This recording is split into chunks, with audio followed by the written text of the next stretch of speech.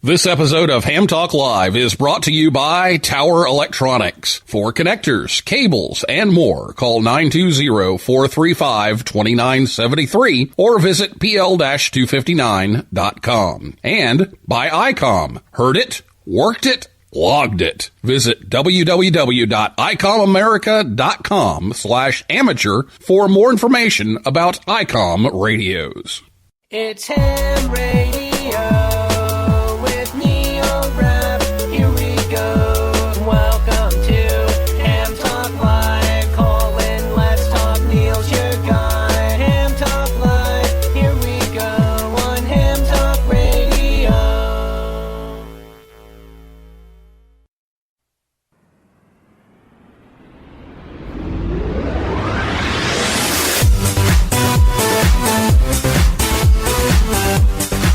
Good evening, everyone. It's time for another episode of Ham Talk Live, episode number 248. Building the Big Ugly Balun, recorded live on Thursday, February 25th, 2021. I'm your host, Neil Rapp, WB9VPG. Thanks for tuning in to this episode of Ham Talk Live. Tonight we're joined by John Portune, W6NBC, and we'll take your calls live in just a few minutes. Last week, Mark Brown, N4BCD, was here to talk about some encouraging news about the Huntsville Ham Fest. If you missed the show, you can listen anytime at hamtalklive.com or on your favorite podcast app or on YouTube. And you can catch the rebroadcast of Ham Talk Live every Saturday afternoon at about 3:30 p.m. Eastern Time over on WTWW. That's 5085 AM shortwave. Again, WTWW 5085 on Saturdays, 3:30 p.m. Eastern. Well, let me remind you about the QSO Today Virtual Ham Expo coming up again on March 13th and 14th. Early bird tickets are $10. As part of the speaker lineup, they have all kinds of speakers. I believe it's like 80 or so. But ARRL CEO David Minster, NA2AA, will deliver the keynote on Saturday, March 13th from 12 to 1 Pacific time. And in his keynote, he will share some enthusiasm for advancing amateur radio and highlighting some current ARRL initiatives to engage and inspire the current generation of hams. So check that out. Okay, well, we're going to talk to John here in a minute, but we had some sad news come our way yesterday. My favorite store on the planet, Fry's Electronics, has closed the doors, and it was so much fun. You could go in and buy, a USB cable, something from the As Seen on TV section, and get lunch all at the same time, and it was just a fabulous place. And the last few years have been pretty rough, and then, COVID hit, and so they have closed the doors. So, Fry's Electronics is no more. So we're going to take a moment of silence to remember Fry's. All right. Well, get your questions ready to go for John. We're going to talk to him about the Big Ugly. So we're going to talk about that. If you're listening to us live on Thursday night, you can give us a call after the interview by calling 859-982-7373. Don't worry, we'll give out that number many more times before it's time to call, so you can have it ready, and we'll let you know when it's time to call. You can also tweet us tonight. It's at Ham Talk Live on Twitter, and if you're on Spreaker, there's the comments. And we have a kind of a little chat room kind of thing going on there in the comments, so you can do that in real time as well. So I'll be back with John right after this word from ICOM America right here on Ham Talk Live. Love is on the air at ICOM with this sweetheart of a package. It's the IC705. The perfect sidekick for hams that like to enjoy what both the great indoors and outdoors have to offer. It's the perfect QRP companion, base station features and functionality at the tip of your fingers in a portable package covering HF 6 meters, 2 meters, and 70 centimeters. This compact rig weighs in at just over 2 pounds with RF direct sampling for most of the HF band and IF sampling for frequencies above 25 megahertz. It has a 4.3-inch color touchscreen with live band scope and waterfall, runs 5 watts with a battery, 10 watts with a power supply, CW, AM, FM sideband, full D-Star functions, a micro USB connector, Bluetooth, wireless LAN, integrated GPS, a micro SD card slot, and a speaker mic. Comes standard, and it supports QRP and QRP portable operations. And the perfect accessory for the 705 is the now available optional backpack, LC192, with a special compartment for your IC705 and room for accessories for SOTA activations or just a day in the park. Some other accessories include a QRP portable magnetic antenna, a standard battery, a lithium-ion battery pack, micro USB cable, USB-C to micro USB cable, a DC power cable, a compact lapel push-to-talk Bluetooth with earphone, a desktop tray, and the antenna tuner is coming soon. And there's free software available to download, the programming software, the Android app, the terminal mode access point mode application, and the smartphone picture utility for Android, iOS, and Windows. And the RSBA1 IP remote control software is sold separately. Visit icomamerica.com/amateur for more information on ICOM radios. 2 antennas met on a roof, fell in love, and got married. The ceremony wasn't much, but the reception was excellent. You're listening to Ham Talk Live with Neil Rapp.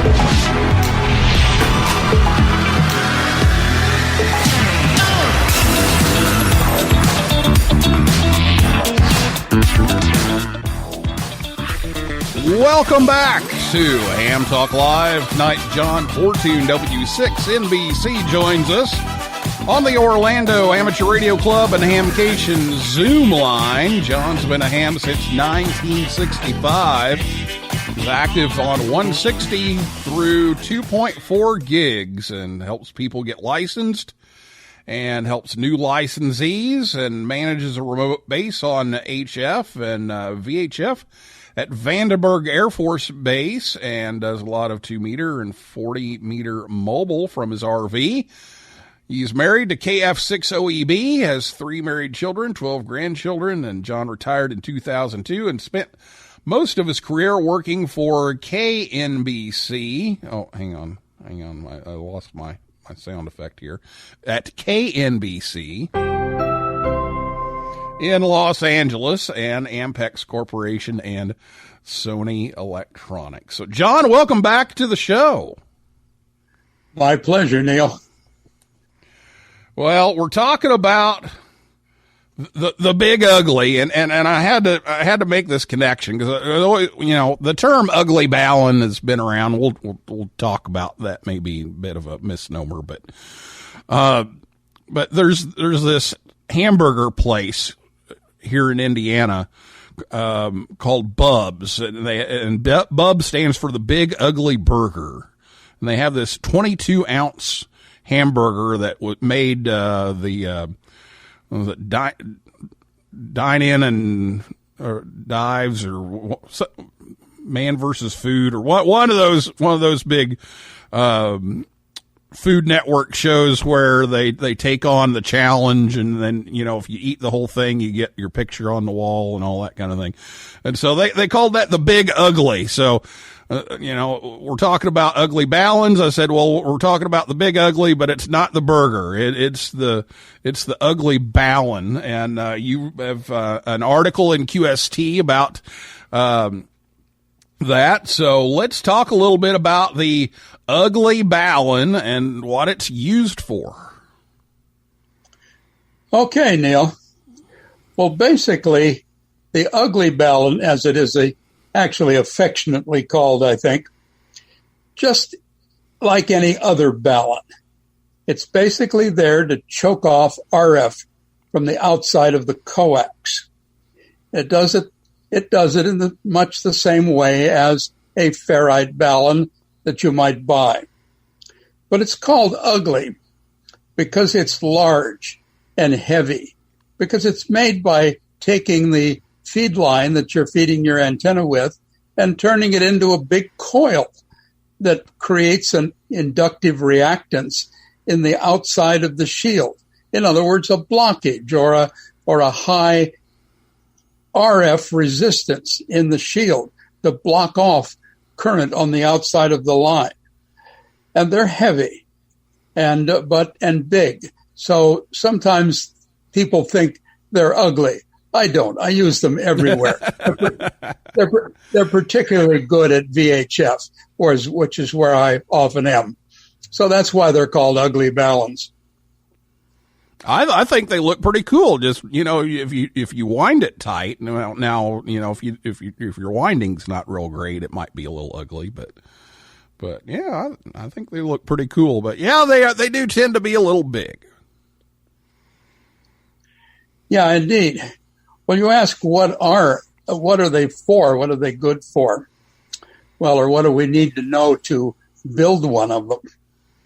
Well, there are 5 things that you need to keep in mind when you're going to build a balun, any kind of a balun, but an ugly balun. And that is, don't pay attention to the internet. There's a terrible lot. There's a terrible lot of misinformation out there about ugly baluns. Every time I go looking, I say, oh, no, not another badly designed ugly balun. Because one needs to start with an understanding of what a balun does. A balun is basically a device to get rid of the RF on the outside of the shield, caused by the fact that at the end of the coax connected to a balanced antenna, there is a connection between the inside of the shield and the outside of the shield, which are separated by skin effect. It's the same reason a Faraday shield is separated inside and outside. But the misinformation that we commonly run into on the internet is that, well, you just grab a bunch of coax and you wrap a bunch of windings on any old piece of pipe and it's good enough. That is not true. That is absolutely not true. If you want that ugly balun to work right, there are some specifics that you need to follow. So, the number of turns, the length of the balun turns, and the diameter of it do need to be a specific size, a specific number, if you want that balun to work right. And the reason is because the balun has a self-resonant frequency. That coil of coax out there is a parallel tuned circuit, and it has a self-resonant frequency. And if you don't work with that self-resonant frequency right, your balun may be not only useless, but it may be counterproductive. So you do need to be aware of the self-resonant frequency. And what is the main consequence of that self-resonant frequency? It limits the range of the balun. So those are some of the things you need to keep in mind when you're building one of these baluns and calculating it. All right. And if people don't know, why would you put one of these things on? Why would you do this?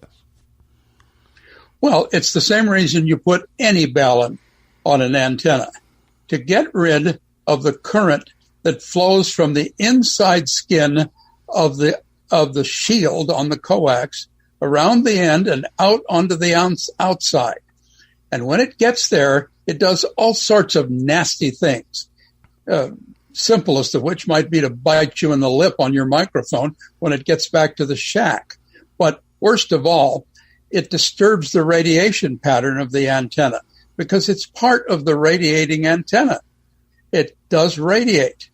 Also, it disturbs the SWR of the antenna, and it also changes the tuned frequency of that antenna. So if you don't have a balun on your antenna, All of those nasty things can happen. You need to keep the RF inside the coax, where it is a balanced line. Surprisingly, coax is not an unbalanced line. It's a balanced line with a third wire, the outside shield. That's what makes it so-called unbalanced. So that's going to keep, or at least hopefully keep, the RF from going in places you don't want it, like back into your rig and into your electronics and all that kind of thing. So you mentioned the number of turns and the length and the diameter and all those kinds of things. How do you go about figuring that out for the bands that you're looking at? Okay. There's a very basic rule of thumb in designing these baluns, these coax baluns, and that is 200 ohms inductive reactance. Now, many people might pull up their skirts and run off in horror with the term inductive reactance. It's just the AC resistance of a coil, the inductive reactance, and it's measured in ohms, just like common DC resistance is measured. That needs to be 200 ohms and not different than 200 ohms. And the reason for 200 is enough to pretty much block the current on the outside of the shield. But it's not too much. If you make it more than that, and you shouldn't do that, you shouldn't make it more than that, and many websites recommend that you do, what you're going to do is you're going to bring the self-resonant frequency down into the operating frequency of the balun. And when you do that, it'll stop being a balun. So here's probably the number one rule of doing coax baluns. You want to calculate the right number of turns, the right size, and the right length of that coil so that the inductive reactance or the RF resistance of that coil to RF is 200 ohms. That's pretty much of a stand mark. From there, that's a benchmark. From there, you have to turn 200 ohms reactance into microhenries, and then you have to turn microhenries into turns and size and length. But there's some nice little free calculators on the internet, which I listed in my article, that you can get to do that with. And I can do math, but I prefer the online calculators. And so it's a matter of calculating, beginning with 200 ohms inductive reactance at the frequency you're operating, turning that into microhenries by math or by a calculator, and then turning microhenries with another calculator or another equation into turns, lengths, and diameter. Once you've got that, then you'll know the right size to make the coil. So it'll do its job, but not limit the frequency range of the balun by having too low a self-resonant frequency. All right. So, last question here, before we take a break and, give people a chance to, call in here. And let me give that phone number out again. It's 859-982-7373. And we'll give that out again, soon, but, keep that number handy. We'll let you know here in a little bit when it's time to call. 859-982-7373. What kind of antennas would you typically want to put this on? I know you mentioned some VHF stuff. Where would you typically want to use this? Well, you can use an ugly balun or a coiled coax balun, which is what I prefer to call them, on any kind of an antenna, because it does the same job as a ferrite balun that you might spend a lot of money for. Ferrite baluns are good. I use them too, but you want to use it on an antenna in which its weight and its size is not a problem. Obviously, if you're trying to hang it up at the feed point, the weight might be a little difficult. Fortunately, usually though, you're not doing that on 160 meters where you'd need to make a big balun. So it fits on any antennas. On VHF, however, I find that often the mast is made out of PVC, and therefore you can use the mast of the PVC that the antenna is made on or mounted on as a place to mount the balun, and it goes right below the antenna. Very handy place. Drill a couple of holes in the mast, wind the correct number of turns around it, and you're away. All right. Very good. Well, we're going to take some questions about these and talk a little bit more about the Big Ugly with John right after this word from Tower Electronics right here on Ham Talk Live. Thanks for choosing Tower Electronics. How may we help you today? We have PL259s, we have in connectors, we have SMA adapters, we have BNC adapters. What can I show you today? Where's the tower? Well, we don't actually have a tower with us, but we have all kinds of things you can use with a tower. We have power poles, antennas, soldering irons, and meters. Where's the tower? Ma'am, that's the name of our company. We can't haul towers to all the hamfests across the country that we visit, but we have almost every connector and adapter you would need to connect your antenna that's on your tower. I don't think there's a tower back there. I really don't. Tower Electronics. Visit us at a hamfest near you or call 920-435-2973 or see our whole catalog at pl-259.com. Sorry, one thing we don't have is a tower. If you're a fan of Tim Allen's TV series Last Man Standing, you'll have a final chance to contact the show's amateur radio club station before it goes QRT. This is KA0XTT73. The week-long KA6 LMS radio special event starts on March 24th at 0000 UTC and runs through 2359 UTC on March 30th. This will be an all-mode, all-band event. KA6 LMS QSL cards will be available for stations who contact the stage directly or through relay stations. Special event certificates, including clean sweep endorsements, will be available via download. For more information, go to www.gsbarc.org/LMS. Join the conversation. Give us a call at 859-982-7373. Again, the number to call is 859-982-7373. Or, if you'd rather type than talk, tweet us at Ham Talk Live. Now, here's Neil Rapp with more Ham Talk Live. Ham Talk Live with Neil Rapp. Hey, baby, I'd love to be in your grid square.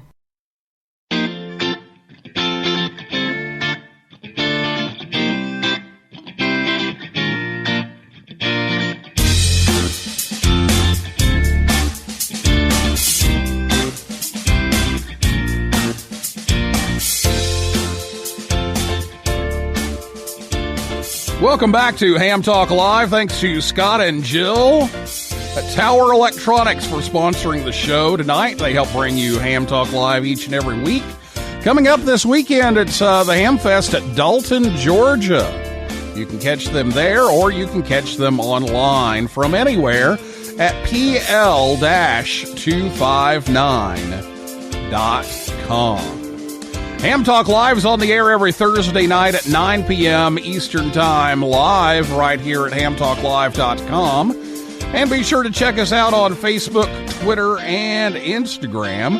And before we get back to John here and talk about the ugly Balun, we're going to hear from Rick in 9GSU with this week's Joke of the Week. Now it's time for the Ham Talk Live Ham Radio Joke of the Week, the part of the show where Rick tells us a ham radio joke. The Ham Talk Live Ham Radio Joke of the Week is brought to you by QRM Labs. Now, here's Rick Garrett in 9GSU with today's Ham Talk Live Joke of the Week.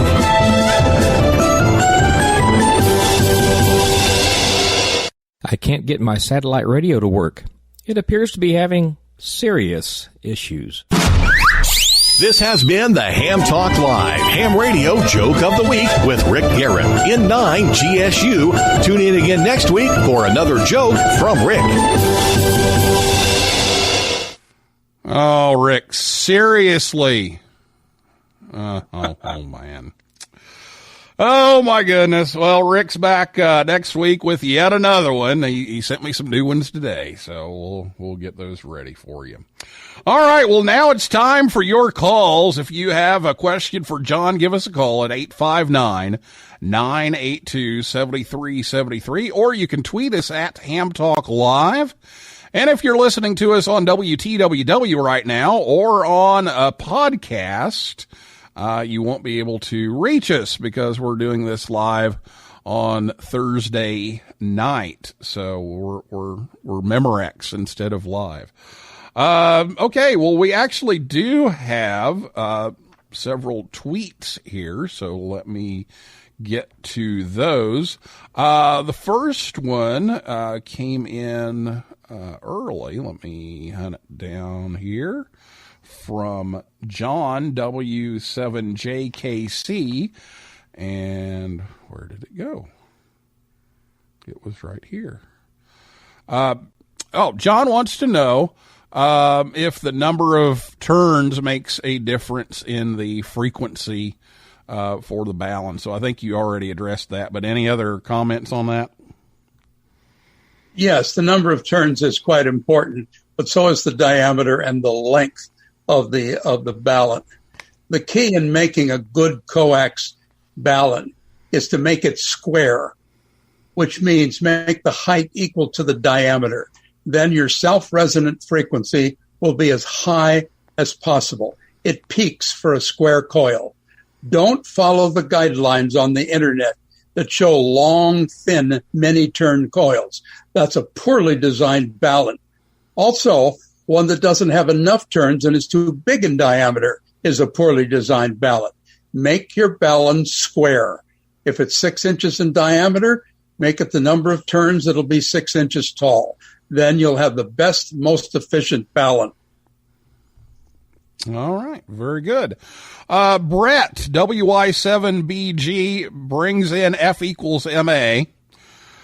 Conservation of energy means that energy cannot be created nor destroyed. It's back to physics 101 here. And if that doesn't go down the shield of your coax, it's got to go somewhere. So where does it go? Well, that's really pretty simple. The energy that's going back down the shield is part of the energy that's coming up the coax from your transmitter. So it's if you're putting 100 watts into the coax, then it's going out the end. And whether it goes out the end into the antenna or part of it goes back down the coax, the total is still the 100 watts that's going out or it's coming out of your transmitter. You're not creating new power. So hopefully we're releasing a little more power out of the antenna if everything's right. So yes, we're releasing more power. The same power is going out of the total antenna system, but the outside of the shield is, if it's active there, is part of the antenna system. So part of the power is going out the shield. Part of it is going out the dipole that you want it to go out of. All right. And then also, do you need different ones for different bands? Oh, yes, very definitely. The self-resonant frequency of the balun, which you can calculate, the little calculator I like is called Coil 64. Look it up on the internet, Coil 64, and it has a way to calculate the self-resonant frequency. It needs to be above the operating frequency of the balun, but it's usually close enough that it limits the total frequency range of the balun. A 160 meter balun will not go to 10 meters, despite what the internet will tell you. Don't make the balun too big. Too many turns is not a good idea. That's too much reactance. So you do need to make it. Now, people ask, well, if a 160 meter balun will only go to 40 meters, for example, or a 40 meter balun will only go to 10 meters, or a 10 meter balun will only go to 6 meters, how do I make it work all those bands? Well, you can't. It's not a possibility with a coiled coax balun. But how do you get around this? Very simply, put more than one balun on the same coax. Build one for 160, build one for 40, and build one for 10, and put them all on the same coax, and they'll do the trick. Now you've got a wide frequency balun. If you want a single balun that gives you all frequencies, use a ferrite balun. They have shortcomings. They're expensive, and they heat up if you try to use them at high SWR. But if you want a single balun that covers all bands, use ferrite. But coiled coax baluns are great for one band or one or two bands. All right, very good.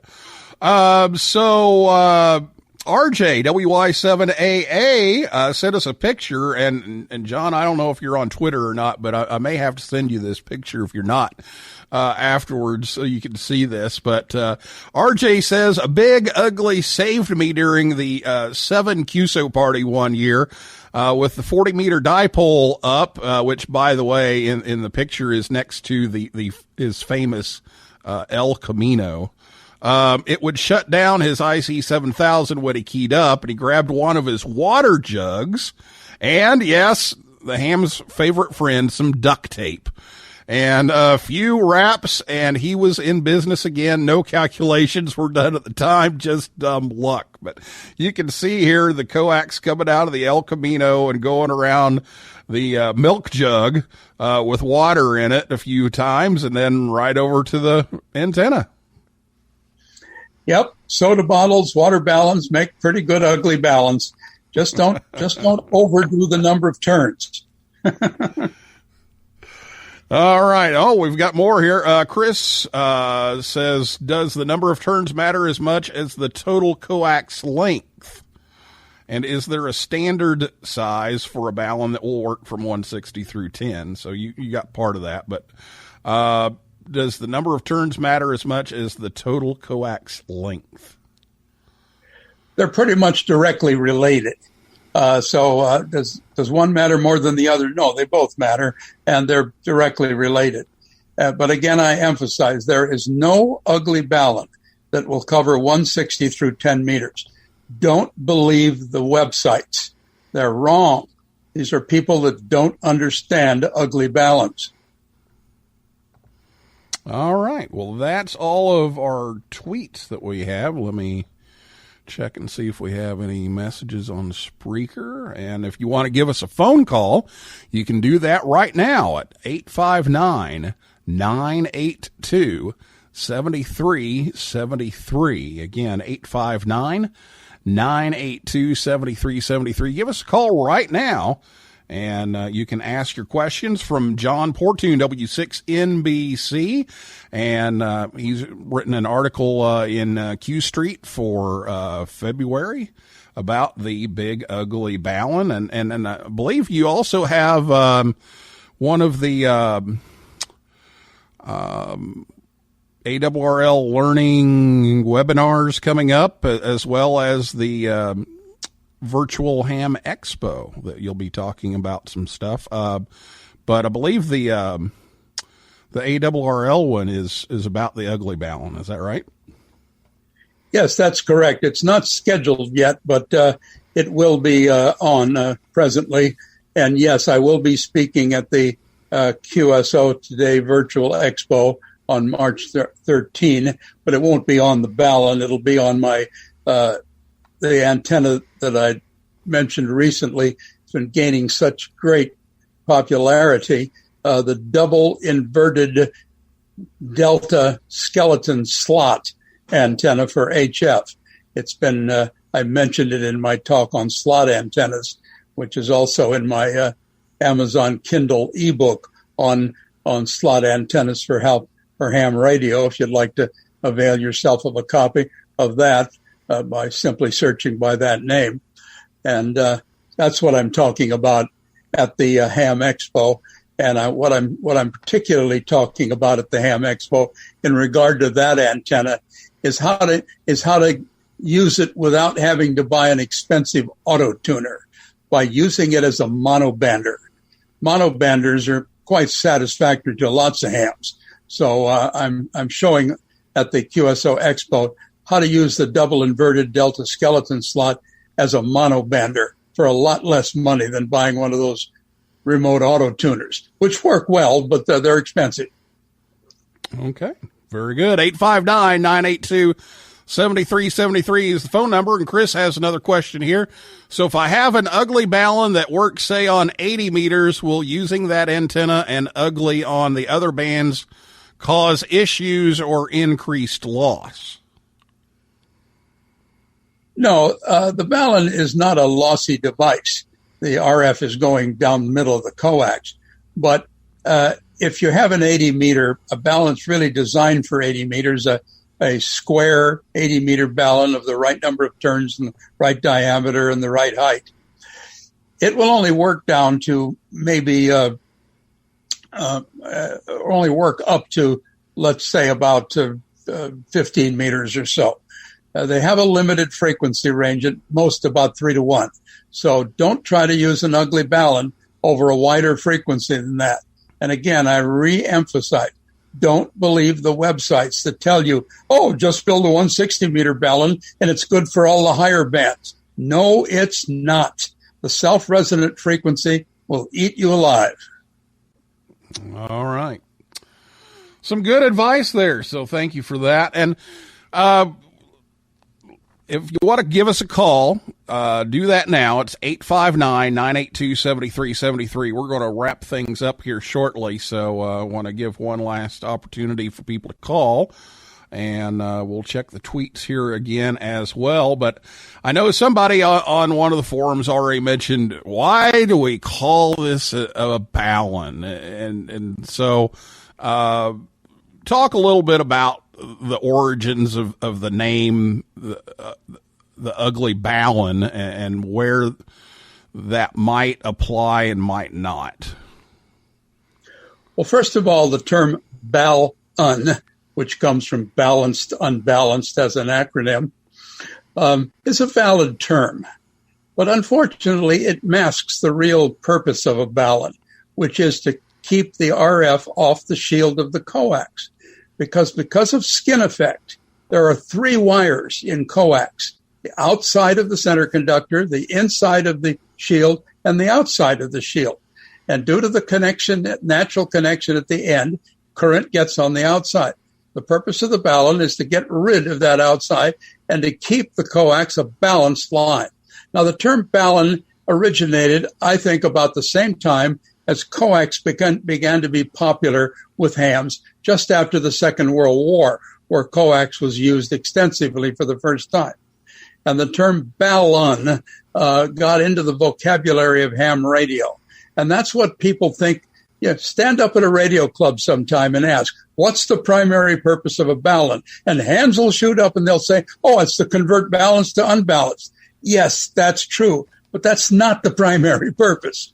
And that's where the term balun was originated. I much prefer coax shield choke. That's what to me the device is. And in fact, the balun changes coax from unbalanced 3-wire coax, 3-wire transmission line, into balanced 2-wire transmission line, only the inside. Coax is not unbalanced. It's unbalanced with a third wire. Get rid of it, and it's a balanced transmission line inside of a Faraday shield. It's perfectly balanced inside. Very good. All right, so we'll call it the coaxial coiled choke. But it just doesn't roll off the tongue as well. I think that's maybe it. No, it doesn't. All right. Well, I think we're through all of our questions and comments here for tonight, John. So thank you so much for being here and sharing with us, as you do from time to time, about some antenna issues of one type or another. And thanks for coming on and talking about the Big Ugly. And we'll do it again soon with something else. That'll be fine, Neil. I look forward to it. Always got things to talk about. All right. Well, that's John Portune, W6NBC. And we want to thank him for being on the show. And that is a wrap for this week's episode of Ham Talk Live. Thanks also to everybody out there in cyberspace for listening and typing in tonight with your questions.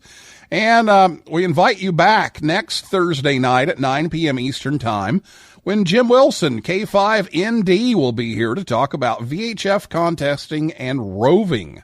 And for a list of all of our upcoming guests, visit hamtalklive.com.